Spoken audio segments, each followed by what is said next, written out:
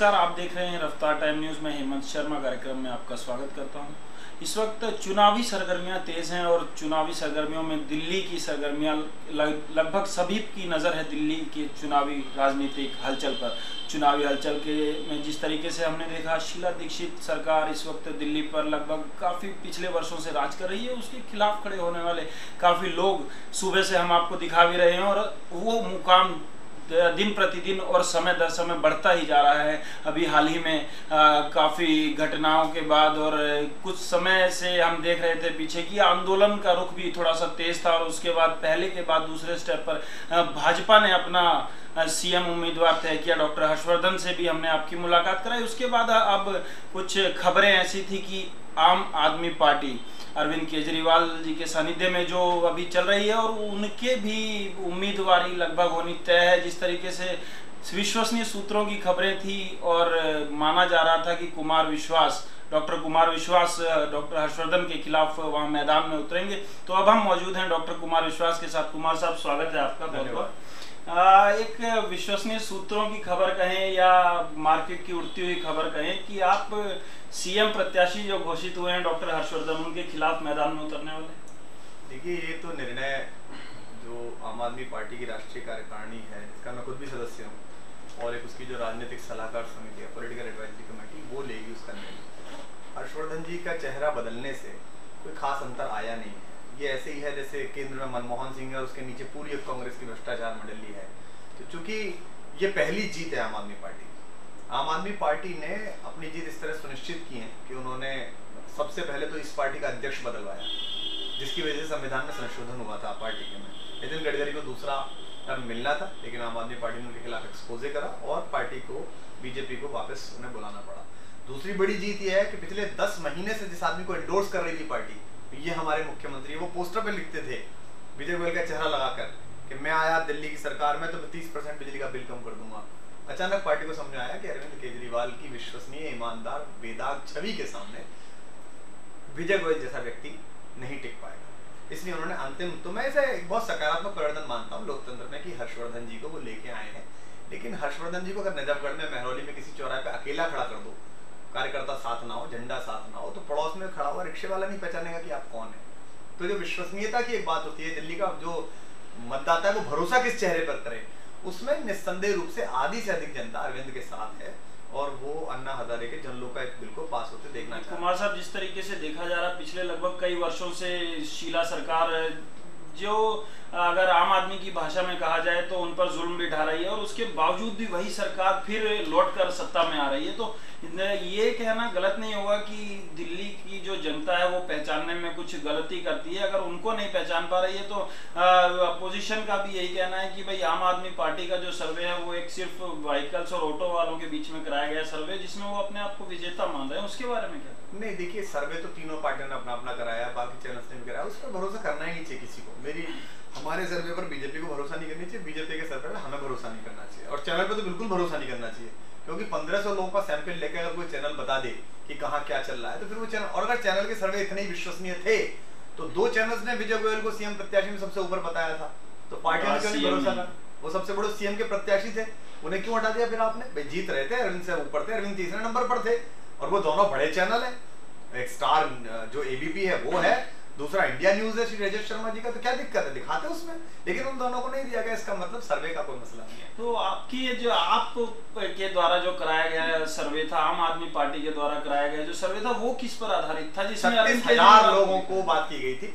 एक सिस्ट्रो कंपनी है उसने किया था, उसको पता भी नहीं था किसके लिए कर रहे हैं। हमने उसका रॉ डेटा भी डाल दिया। हम सारे चैनलों से कह रहे हैं आप रॉ डेटा दिखा दो, हम दिखा रहे हैं ऐसे आप दिखा दो। उस रॉ डेटा की सैंपलिंग हो जाएगी, 5 आदमियों को चुन लिया जाएगा, देख लिया जाएगा इनसे पूछा भी गया था कि नहीं पूछा गया था, वो बताने को तैयार नहीं है। कहते नहीं हमने आपको निर्णय बता दिया। तो वो तो छोड़िए, हमारे यहाँ कहावत है बाल कटवाने गए, उससे पूछा कि भाई कितने बाल, उसने कहा साहब अभी यजमान सामने आ जाएंगे आपको देख लेना कितने बाल।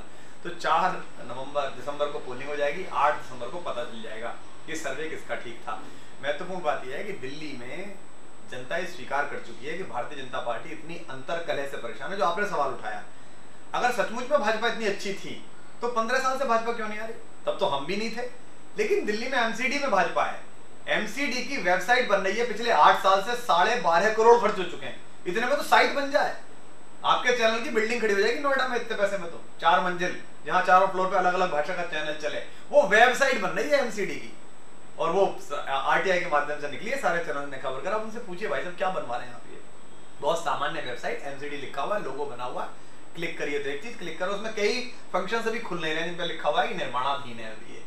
तो डेंगू हो जाता है दिल्ली में गंदगी की वजह से, एमसीडी की वजह से हो रहा है। नक्शे पास होते हैं एमसीडी की वजह से हो रहे हैं। फर्जी कॉलोनियां कट गई हैं एमसीडी की वजह से कट गई हैं। तो दिल्ली का वोटर देख रहा है कि 8 साल से भाजपा ही एमसीडी में लूट रहे हैं और ये कांग्रेस आई वाले जो है ये राज्य में लूट रहे हैं। ऐसे में अरविंद जो एक टैक्सेशन कमिश्नर थे, लड़ते रहे और जबरदस्ती उन्हें भेजा गया राजनीति में। हम तो आना नहीं चाहते थे, हम तो आज भी आपके चैनल पे कह रहे हैं 5 कानून पास करते हैं दोनों मिलके। कल बुला लें राज्यसभा लोकसभा का संयुक्त सत्र, कई बार बुलाया उन्होंने अपने कामों के लिए, न्यूक्लियर डील के बुलाया, एफडीआई के लिए बुलाया, नोट कमाने के लिए बुलाया। ये कल हमारे लिए बुला लें जरा। और Jan Lokpal, right to recall, right to reject, act of accountability और ग्राम स्वराज, अन्ना जिस तरह का कानून मांग रहे हैं, ये 5 कानून पास करते हैं। परसों हम चुनाव आयोग जाके अपनी पार्टी बंद कर देंगे। हमसे क्यों परेशान है? या तो कानून बना दो, नहीं तो हम अंदर आएंगे, हम बनाएंगे। अंदर आएंगे और अंडर कंस्ट्रक्शन देख रहे हैं, 12.5 करोड़ रुपए भी आप बता रहे हैं कि लगभग खर्च हो चुके हैं। उसके बावजूद जिस चीज पे वो काम कर रहे हैं, जो एक लड़ाई मेन मुद्दा सामने वाला एम क्या दिख रहा है इस वक्त दिल्ली में, कांग्रेस या बीजेपी? देखिए, इस देश की राजनीतिज्ञों ने राजनीति को इलेक्शन बना दिया है। उन्होंने पॉलिटिक्स को इलेक्शन बना दिया, but election is but A part of politics, छोटा सा हिस्सा है। इलेक्शन से तो पॉलिटिक्स शुरू होती है, उसके बाद बात शुरू। हम छोटे थे, हम बचपन में पढ़ते थे, हमारे देश में लोकतंत्र है। I asked my father, he was a professor, मैंने उनसे पूछा कि लोकतंत्र क्यों है? बोले हम चुनते हैं अपना नेता। हमने कहा हमने नेता चुनते, हमने देखा हमारी गली में से एक आदमी निकला, कांग्रेस का प्रत्याशी था, बोले ये विधायक बनेगा, उसको वोट दे दिया, विधायक बन गया। फिर हम बड़े हो गए, 5 साल आगे बढ़ गए, हमें दिखाई नहीं दोबारा। तो हमने कहा ये कैसा लोकतंत्र हुआ? हम यही कहना चाह रहे हैं कि लोकतंत्र का मतलब ये नहीं है आप आए, वोट ले गए, दारू पिलाकर, जाति का नाम लेकर, धर्म का लेकर, इस्लाम खतरे में, हिंदुत्व खतरे में, कश्मीर में हो गया, गोधरा हो गया, गुजरात हो गया, उसके बाद आप गायब हो गए। इस देश ने 2 बार कानून मांगे इस देश की राजनीति से। एक बार अन्ना हजारे के नेतृत्व में जन लोकपाल, पूरा देश सड़क पर उतरा। दूसरा, दामिनी के बलात्कार के बाद इस देश की बेटियों ने, इस देश के बेटों ने सड़क पर उतरकर कानून मांगा कि महिलाओं के खिलाफ कानून, एक अत्याचार के खिलाफ कानून दो। दोनों ही कानून नहीं बने, जन लोकपाल नहीं बना। हाँ, जिस समय अमेरिका ने 2 कानून चाहे, न्यूक्लियर कानून लाया, फूड सिक्योरिटी वाला लाया, एफडीआई वाला, जब लाया आधी रात बैठ गए 2 बजे, सोनिया गांधी बेहोश हो गई, पर वहीं बैठी थी कि नहीं मैं कानून पास करा के जाऊंगी।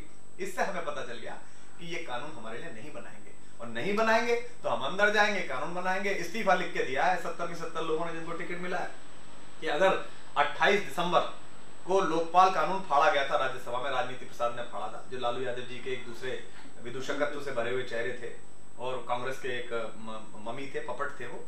28 दिसंबर 2012 को फाड़ा गया था। 28 दिसंबर 2013 को रामलीला मैदान में खुला अधिवेशन बुलवाकर जनता के सामने उसी जन लोकायुक्त कानून को पास किया जाए। एक अभी के कॉल्स आ रही हैं और रिकॉर्डेड कॉल एक चल रही है जिसमें अरविंद केजरीवाल का मैसेज आता है कि भाई आप बहुमत से हमें जिताएं और हम 28 दिसंबर को ये कानून खुले मैदान में विधानसभा लगाकर पारित करेंगे, जो काम भविष्य में भूतकाल में अभी तक नहीं हुआ है। और खुले मैदान में विधानसभा लगाना कहाँ तक संभव लगती है ये बात? इस देश में जितनी भी सरकारें आई 77 से पहले, उनकी शपथ जो है वो राष्ट्रपति भवन में होती है। लोकनायक जयप्रकाश के नेतृत्व में 77 में एक सरकार है।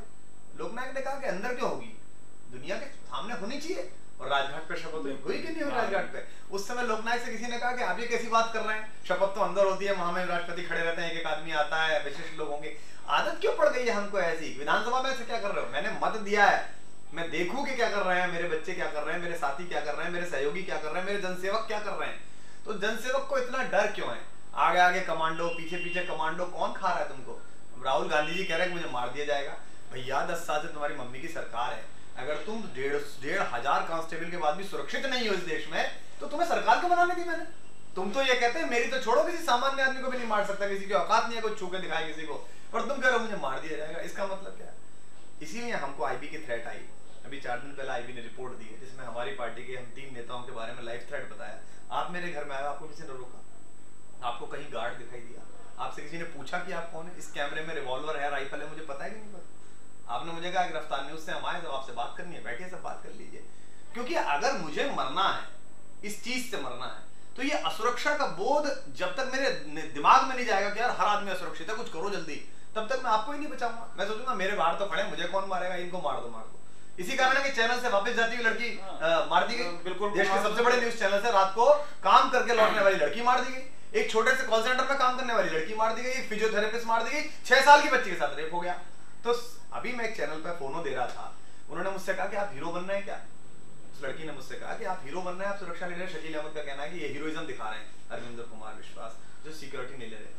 मैंने उनसे कहा कि अभी आप न्यूज पढ़ के घर जाओगी तो आपकी माँ को ये खतरा रहता है कि नहीं रहता है कि आप लौटाओगे कि नहीं, जबकि आपकी चैनल आईडी के साथ जाती है। तो क्या केवल प्रियंका गांधी को अधिकार है कि वो जहां जहां मम्मी सुख से कि बेटी ठीक से गई है, एनर्जी कमांडो लगे हुए हैं, वायुसेना का जहाज लगा हुआ है, ये सबके लिए स्पेन का प्रधानमंत्री अभी घूमा है सबके सामने, रात को हेड लगाकर, वेश बदल के, नकली दाढ़ी लगाकर रात को टैक्सी चलाता हुआ घूमा है। अकबर भी घूमता था, वो भी घूम रहा है, बराक ओबामा भी घूम रहा है। तुम ही ऐसे महान आए हो, तुमसे पूरे नक्षत्र को खतरा है, मंगल ग्रह को, कि साहब अगर राहुल गांधी बाहर निकल आए या नरेंद्र मोदी अगर बिना सिक्योरिटी के निकल आए तो बृहस्पति पे आग लग जाएगी, कि तुम्हारे आगे पीछे लोग चलने चाहिए। क्यों चलने चाहिए भैया?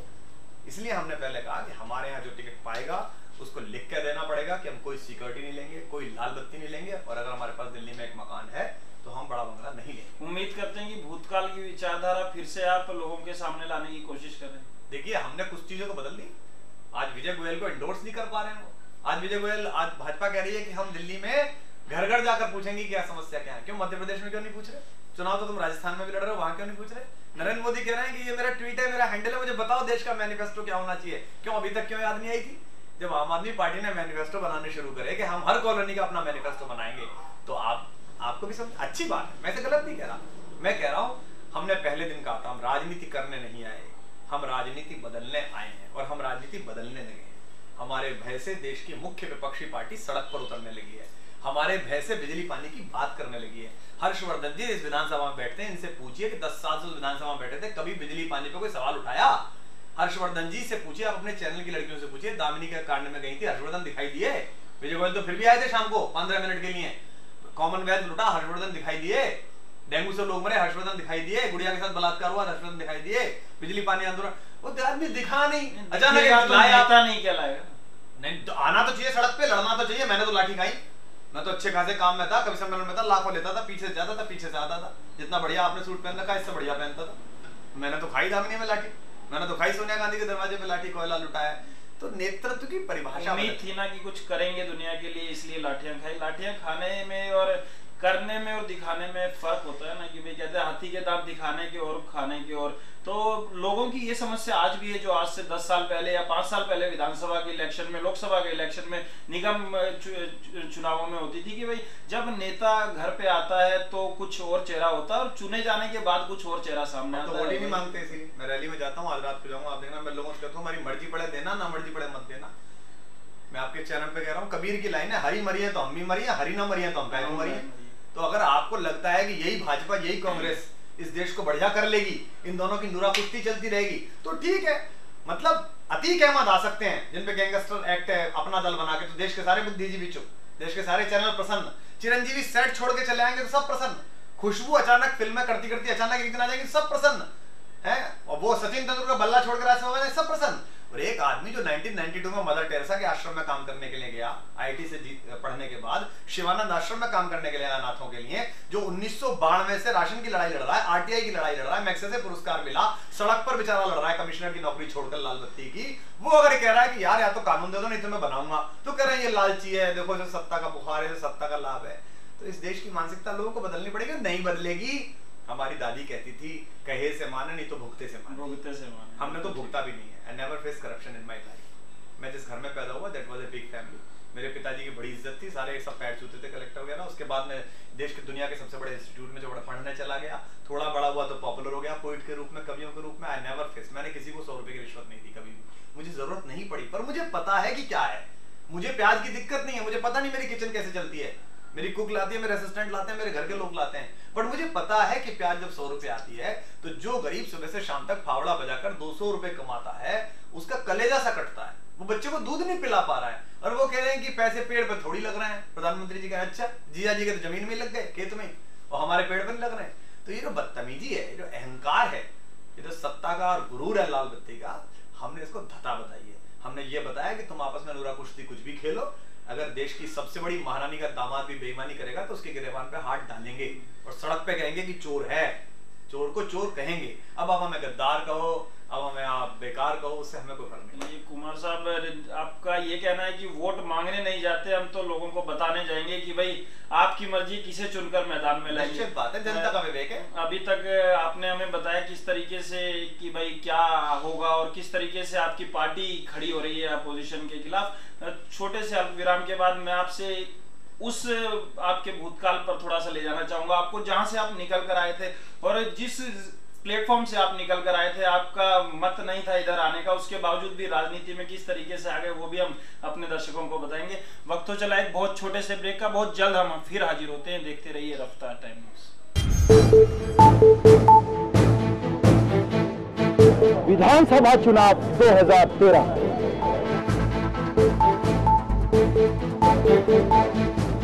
क्या फिर करेगी कांग्रेस सल्तनत पर राज? क्या केजरीवाल की झाड़ू कर पाएगी सबको साफ? क्या मोदी की दहाड़ खिला पाएगी बिना कीचड़ के कमल?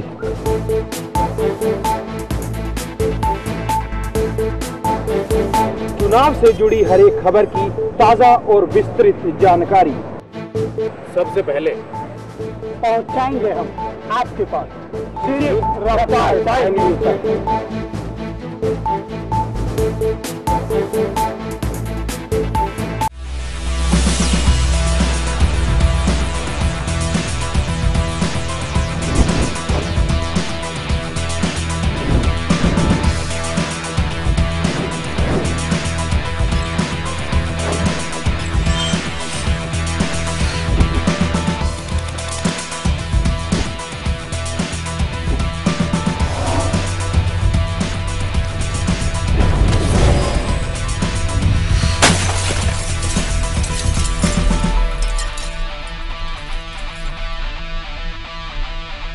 स्वागत है आपका एक बार फिर कार्यक्रम में। हमारे साथ बने हुए हैं डॉक्टर कुमार विश्वास। कुमार साहब, अभी तक हमने आपसे जाना कि किस तरीके से पार्टी का क्या स्टैंड है और किस अपोजिशन में किसको आप मेन फेस कर रहे हैं। मैं थोड़ा सा भूतकाल में आपके जाना चाहूंगा और आपसे ये जानना चाहूंगा कि जिस लेवल पर आप जिस ओहदे से निकल कर आए हैं, आप कवि भी थे और उससे पहले जानते हैं, लोग भी जानते हैं कि प्रोफेसर भी आप हैं, तो क्या एक मन के आंदोलन के रूप में आप शामिल हुए थे, अन्ना हजारे के समय शामिल हुए थे, तो क्या एकदम फिजा बदली या कहें रंग बदला, समा बदली, क्यों राजनीति क्यों?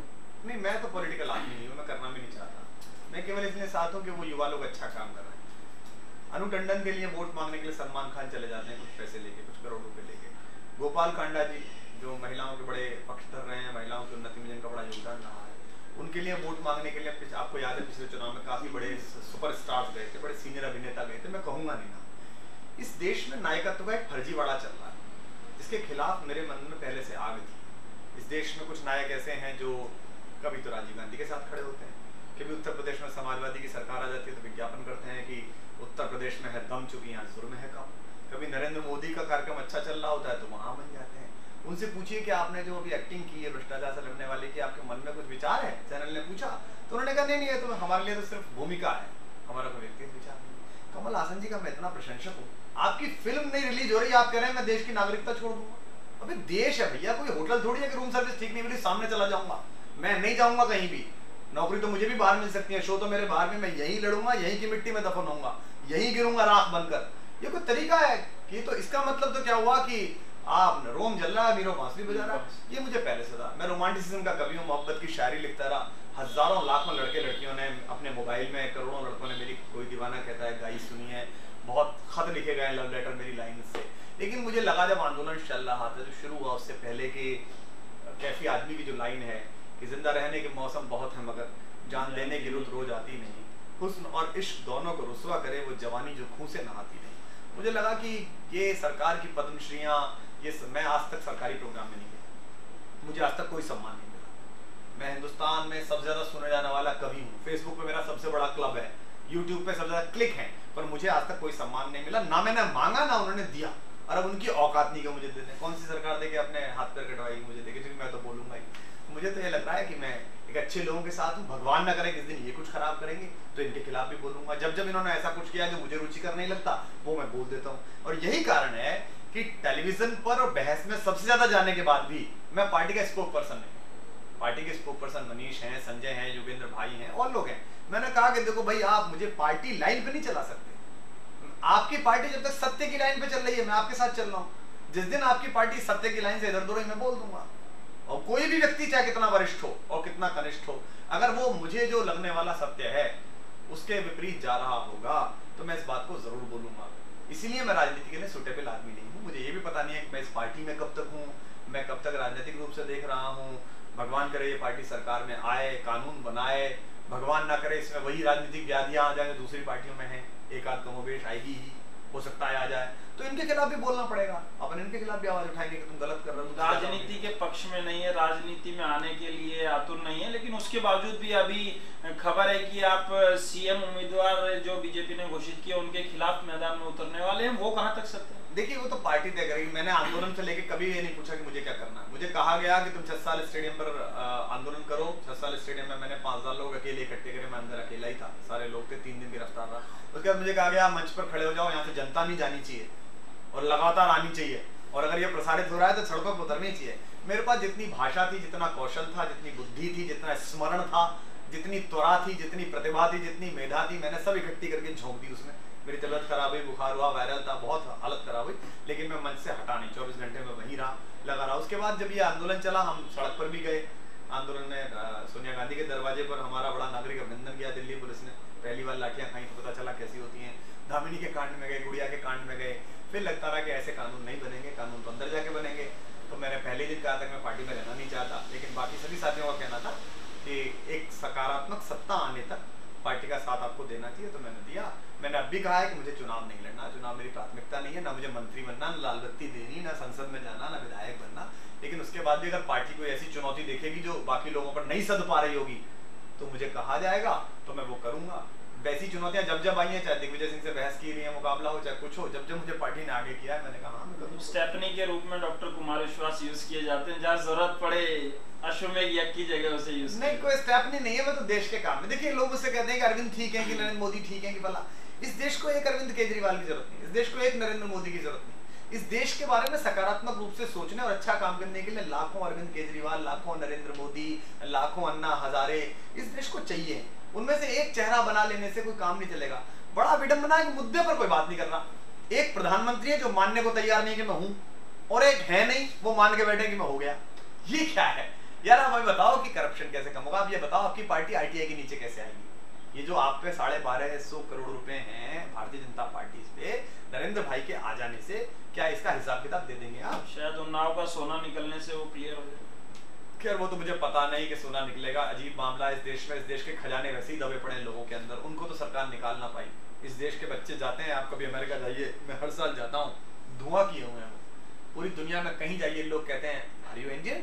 Indians very good engineers, very good doctors, very good chartered accountant. और यहाँ देखिए क्या हालत है। तो खजाना तो दिलों में है, खजाना तो अपने आप ही है। वहाँ क्या निकलेगा उसमें मेरी कोई रुचि नहीं। कुमार साहब, जो आपने बताया कि राजनीति में नहीं जाने चाहते, अपना जो लाइन है, आपकी प्रोफेशन है, वो बहुत अच्छा मानते हैं आप इससे, लेकिन किस लहजे में, किन पंक्तियों में आप हमारे दर्शकों को बता सकेंगे या बताना चाहेंगे? हमने आपके पहले भी सभाएं हुई, उनमें भी काफी बार सुना है आपको। किन पंक्तियों से आप रूबरू कराना चाहेंगे लोगों को, जिससे आपके मन का जो भाव है, दुख दर्द कहें हम, जो युवाओं की जनता के साथ है, वो बाहर सामने? मैं आपके चैनल के माध्यम से युवा मित्रों को कहना चाहता हूँ, अभी एक ब्लैकबेरी मैसेंजर जो है वो एंड्रॉइड फोन पे अप्लाई करने के लिए निकला। साहब ये निकल सकता है। 1.5 करोड़ लोगों ने अप्लाई कर दिया कि मेरे पास आ जाए। अगर ये 1.5 करोड़ युवा इस देश में मतदाता बनने के लिए अप्लाई कर देते इतनी गति के साथ ही, तो ये देश सुधर जाता। एक सब्जी लेने जाते हो, ये लड़कियां जाती हैं एक छोटा सा सामान लेने के लिए, लड़के जाते हैं मैगी तक के टेस्ट में इतनी मेहनत करती है, कौन सी वाली लेना है, कौन सा नहीं लेना है। विधायक चुनने में 2 मिनट की मेहनत नहीं है, एक घिया चुनने में इतनी मेहनत है। तो जितनी बुद्धि घिया चुनने में लगाइए, उतनी अपना विधायक सांसद चुनने में लगा दो, तो आपके परिवार का, आपका, देश का, राज्य का, राष्ट्र का, पृथ्वी का स्वास्थ्य ठीक हो जाएगा। तो मेरा कम से कम ना, बचे ना फेसबुक पे बैठ के और ट्विटर पर बैठकर ज्ञान गंगा बहाने की अपेक्षा सड़क पर उतरें, मैदान में आए, लोगों से बात करें, देखें देश में क्या समस्या है। थोड़ा सा समय इस मुल्क के लिए, इस मिट्टी ने आपको बनाया है, क्योंकि मुर्दा लोहे को भी औजार बनाने वाले, अपने आंसू को भी हथियार बनाने वाले, हमको बेकार समझते हैं सियासतदान, मगर हम हैं इस मुल्क की सरकार बनाने वाले। जब तक ये नहीं होगा तब तक युवा शक्ति के नाम पर आपको वही कांग्रेस धर्मी टेडी बियर और पप्पू संस्कार झेलना पड़ेगा, जब तक कि घरों से बच्चे नहीं निकलेंगे। घरों से बच्चे नहीं निकलेंगे और निकालने का काम लगभग हम मान सकते हैं कि स्टेपनी डॉक्टर कुमार विश्वास को दे दिया गया। नहीं, मैं करता रहूंगा, मैं तो लगातार ये काम कर रहा हूँ, लगातार करता रहूंगा। मुझे पता है कि मुझे कभी कोई सम्मान नहीं मिलेगा, कभी मेरी लाल बत्ती नहीं मिलेगी, पर मैं बहुत मगन हूँ, कबीर का वंशज हूँ। ये राज मुकुट तो इस सर से उस सर तक आए जाएंगे, लेकिन इतिहास उन्हीं का है जो माँ को शीश चढ़ाएंगे। मैं ये सोच के नहीं करता कि मुझे आज क्या मिल रहा है, मैं ये सोचता हूँ भगवान ना करे कि मैं अगले पल ना रहूं तो ये देश मुझे कैसे याद करेगा। और मुझे ऐसी उम्मीद है कि अगर ऐसा हो कि मैं ना रहूं तो ये देश ये जरूर कहेगा कि एक कवि था, मोहब्बत की शायरी गाता था, मुल्क जल रहा था, उसने कोशिश करी कि थोड़ा सा पानी डाल सके, थोड़ा सा लोगों को इकट्ठा कर सके, थोड़ा शोर मचा सके, इतना योगदान हुआ। उसी मोहब्बत की शायरी में एक मोहब्बत की शायरी यहाँ भी हो जाए आपके चाहने वालों के। नहीं, वो तो मैंने बता दिया आपको कि मैं अब चूंकि जितना बताएं उतना कम नजर आता है। कैफी को सुन चुका हूँ कि जिंदा रहने के मौसम बहुत है मगर जान देने की रुत रोज आती नहीं, तो इस समय तो जान देने की रुत है। वो इश्क का वक्त तो चला गया, उसके लिए तो बाकी अगली जनरेशन आएगी। और मुझे पता है कि 200 साल भी इस बात भी स्पेस निकाल कर फिर भी लाना पड़ेगा। ये जो आज से और लगभग 4 दिसंबर के पहले का समय है, इस दौरान इश्क करके ही इश्कज़ादों को खींचना पड़ेगा। नहीं तो मैं उन सबसे यही अपील करता हूँ कि स्वयं से दूर हो तुम भी, स्वयं से दूर हैं हम भी, बहुत मशहूर हो तुम भी, बहुत मशहूर हैं हम भी, बड़े मगरूर हो तुम भी, बड़े मगरूर हैं हम भी, अतः मजबूर हो तुम भी, अतः मजबूर हैं हम भी अपनी मोहब्बत में मजबूर हैं। केवल आप महबूबा के गजरे में फूल नहीं टांग सकते, आपको ये भी देखना पड़ेगा कि माँ की जो ओढ़नी है उसका कोई तार तो नहीं खिंच गया है, उसमें कहीं कोई छेद तो नहीं है, उसके लिए भी आपको कुछ करना पड़ेगा। चलिए, कुमार विश्वास साहब जुड़े हमारे साथ, बात की बहुत अच्छा लगा और उम्मीद करते हैं कि आपका भरोसा और आपकी जिंदादिली युवाओं को खींच कर लाएगी और बहुत जल्द हम देखेंगे कि दिल्ली विधानसभा खुले में लगने के अवसर शायद अपनी नग्न आंखों से देख पाए। ये थे डॉक्टर कुमार विश्वास आम आदमी पार्टी से। और अभी तक ये तय नहीं है कि राजनीति में आएंगे नहीं आएंगे, आम आदमी पार्टी के साथ जरूर हैं, लेकिन इनका कहना है कि जरूरी नहीं मैं आज आम आदमी पार्टी के साथ हूं, कल किसी और के साथ हो जाऊं, मैं सत्य के साथ हूं और सत्य की राह नहीं छोड़ूंगा। हम भी यही उम्मीद करते हैं कि सत्य की राह पर ये दुनिया चलती रहे, दिल्ली चलती रहे, विधानसभा, लोकसभा और सारी संसद हमारी सत्य की राह पर चलती रहे, जिसको सत्य का एक मंदिर कहा जाता है। आपसे भी हम यही उम्मीद करेंगे कि सत्य के मंदिर का साथ सत्यता के साथ दें और समय से और निबद्ध तरीके से पप्पू आप भी ना बने। खबरों का सिलसिला जारी रहेगा, देखते रहिए रफ्तार टाइम न्यूज़। नमस्कार।